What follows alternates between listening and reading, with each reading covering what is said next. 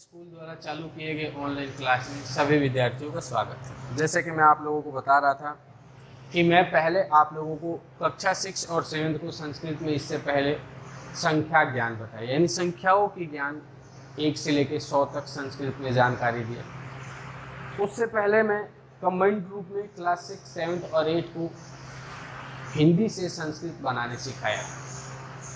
अब विशेष रूप से कक्षा 6 और 7 के स्तर पे मैं हिंदी से संस्कृत बनाने की प्रक्रिया दोबारा से सिखा रहा हूँ ताकि आप लोग उस चीज़ को आसानी से सीख सकें। इसके लिए हमें पहले लकारों का ज्ञान होना चाहिए। लकार के 3 वचन होते, 3 पुरुष होते। किस वचन का किस पुरुष के साथ में कैसे प्रयोग किया जाता है ये हमें जानना जरूरी है। तो पहले तो देखिए एक सारणी बना रहा हूँ यहाँ, जैसे वचन में एक वचन, द्विवचन और बहुवचन। बहुवचन 3 वचन होते हैं। पुरुष में प्रथम पुरुष, मध्यम पुरुष और उत्तम पुरुष, 3 ही पुरुष होते हैं। ठीक है, वचन में 3 वचन होते हैं और पुरुष में 3 ही पुरुष होते हैं। अब सबसे बड़ी बात कि प्रथम पुरुष का प्रयोग कहाँ पे किया जाता है, मध्यम पुरुष का प्रयोग कहाँ पे किया जाता है और उत्तम पुरुष का प्रयोग कहाँ पे किया जाता है।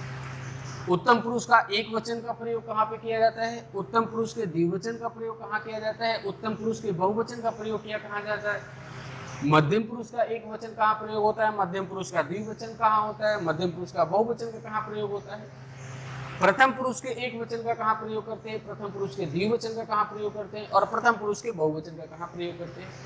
ये सब बातें हमारी सबसे प्राथमिक कड़ी होती है हिंदी से संस्कृत बनाने की। सबसे पहला जो हमारा स्टेप होता है यही होता है।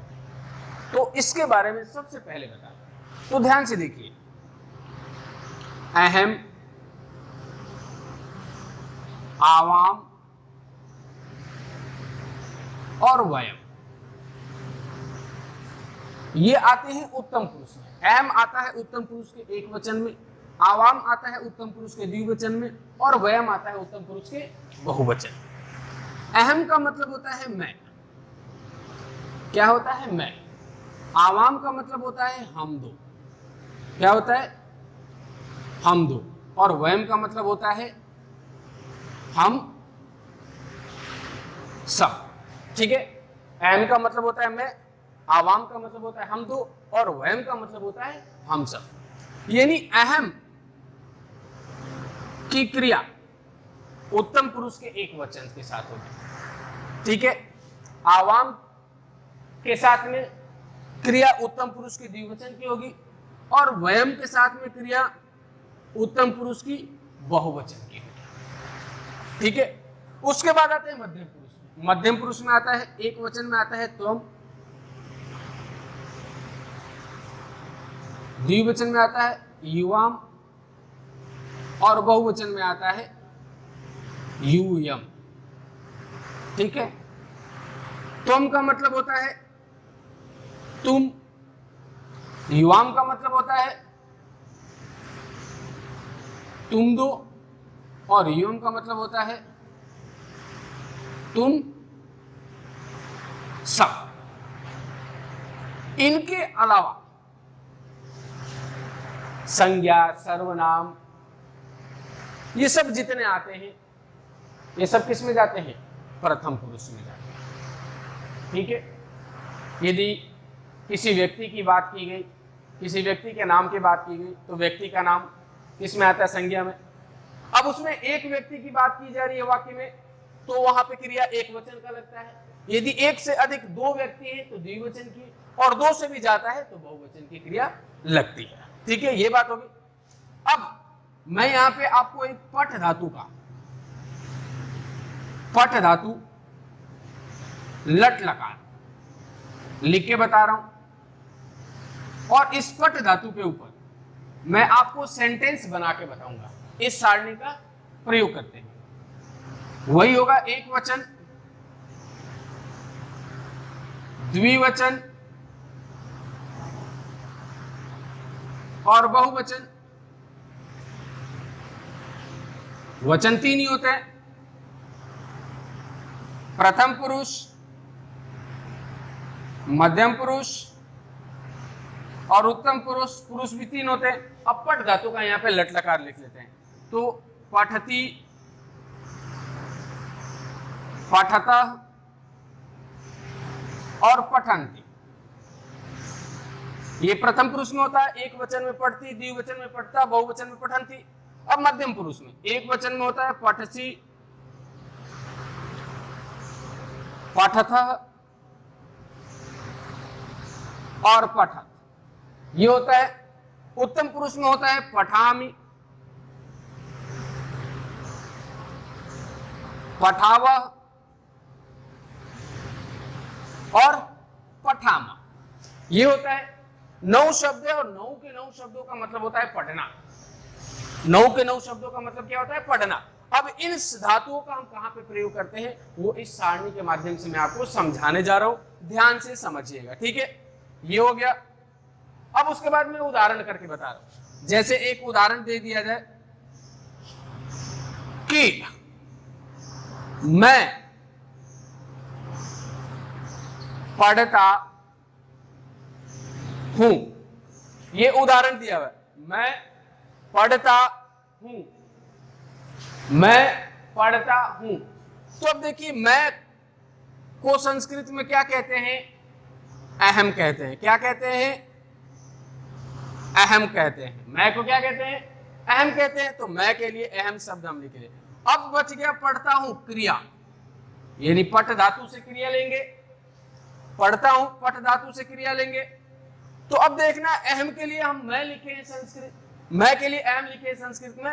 तो अहम इस सारणी से हम कहां से उठाएं? कहां लिखा हुआ है ये ध्यान करना है। अहम कहां लिखा? उत्तम पुरुष के एक वचन में लिखा है। कहां लिखा हुआ है? उत्तम पुरुष के एक वचन में। तो पट धातु के उत्तम पुरुष के एक वचन में क्या होता है?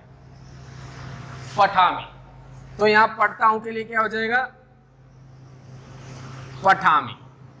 अहम पठामि। ये हो गया मैं पढ़ता हूं का हिंदी से संस्कृत में ट्रांसलेट। नंबर 2, हम दो पढ़ते हैं। हम दो पढ़ते हैं। अब पहले हम दो के लिए और फिर उसके बाद में पढ़ते हैं के लिए। हम दो को संस्कृत में क्या कहते हैं? आवाम। क्या कहते हैं? आवाम। तो यहां हम लिख देंगे आवाम। अब ये देखना है आवाम कहां लिखा हुआ है। हम आवाम को कहां से उठा रहे? उत्तम पुरुष के द्विवचन से उठा रहे। कहां से उठा रहे? उत्तम पुरुष के द्विवचन से। तो पट धातु के उत्तम पुरुष के द्विवचन में क्या होता है? क्या होता है? पठाव। तो यहां लिख देंगे पठाव। तो ये बन गया आवाम पठाव, यानी हम दो पढ़ते हैं। नंबर 3 पे सेंटेंस है हम सब पढ़ते हैं। हम सब पढ़ते हैं। तो पहले हम सब के लिए और उसके बाद पढ़ते हैं के लिए। तो हम सब के लिए क्या दिया हुआ है? वयम दिया हुआ है। क्या दिया हुआ है? वयम दिया हुआ है। यानी हम सब को संस्कृत में क्या कहते हैं? वयम। अब वयम कहां से उठा रहे? ध्यान से देखना है। उत्तम पुरुष के बहुवचन से उठा रहे। कहां से उठा रहे? उत्तम पुरुष के बहुवचन से। तो पढ़ने के लिए जो क्रिया लगेगी वो उत्तम पुरुष के बहुवचन की लगेगी। तो पट धातु का उत्तम पुरुष के बहुवचन में क्या दिया हुआ है? पठामः। तो यहां लिख देंगे पठामः।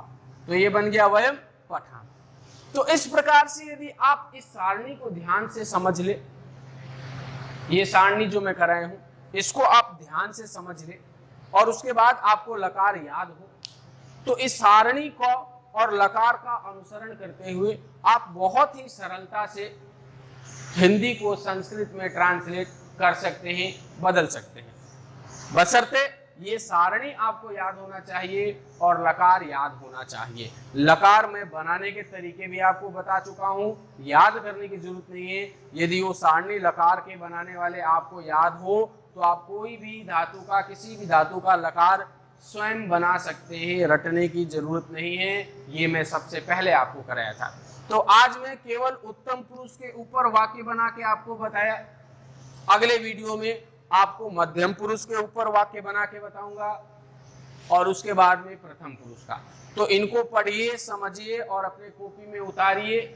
आज के लिए इतना ही, धन्यवाद।